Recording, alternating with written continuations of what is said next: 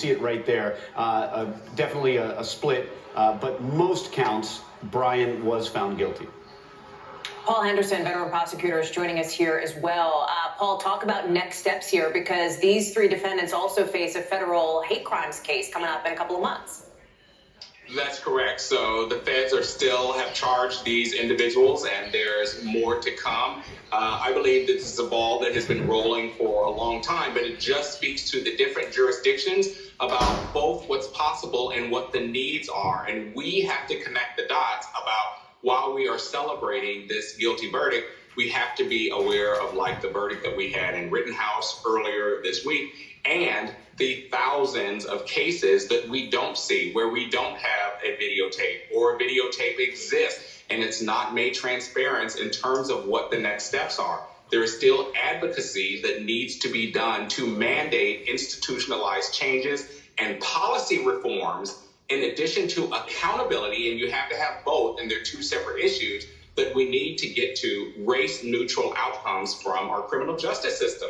One of the things, while we're celebrating this case, that I think we have to be aware of, that was frustrating to me throughout the case, was the prosecution having to dance around and go between the revelations that were made throughout this case about the missteps and the objective delays associated with this case from both law enforcement, prosecutors, and our justice system that came out. And if you were listening while the prosecutor was talking, and we had law enforcement there, and they talked about little things like showing up on the scene and watching Ahmaud Arbery, who was still alive, just die on the street and not offering or rendering him any aid. Her talking about, and the officers talking about, the privilege associated with these defendants when they encountered them and listened to this narrative, when we had an objective analysis and an objective evidentiary tool of exactly what had already happened.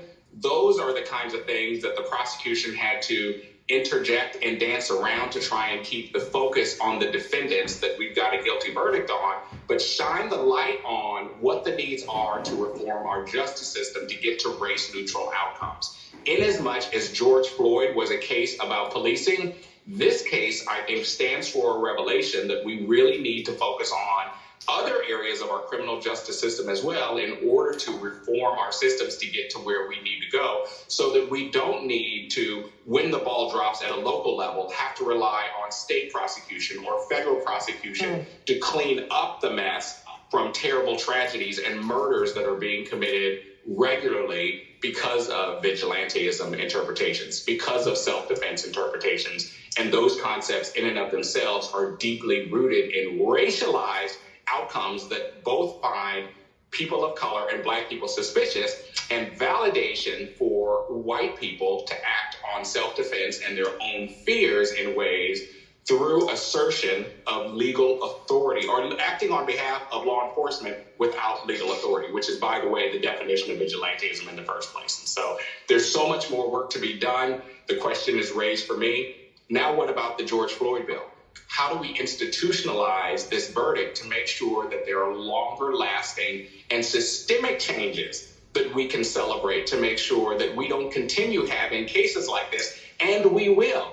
And we will, because more than 2/3 of all law enforcement agencies in this country still don't have use of force reforms. And that means, by adoptive admission, that they are still engaging in things like carotid restraints that we saw in George Floyd and Eric Garner, that we're still seeing shooting at cars, not best practices for the public, for defendants and suspects, for the police themselves. Still seeing no-knock warrants subjectively interpreted against communities of color, because we're still having these conversations before we even overlay the analysis of race. And that's why I just keep saying it. We have to be intentional about race if we want to address it.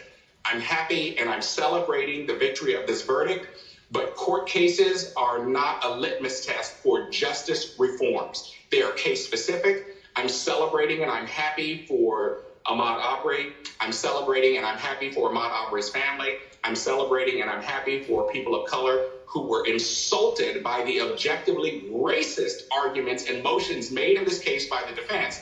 But I'm also consciously and bitterly aware of how much farther we still need to go to reform our system, to make sure that vigilantism has limitations, that self-defense has limitations, but are racially motivated for the future of this country and for the future of disenfranchised communities.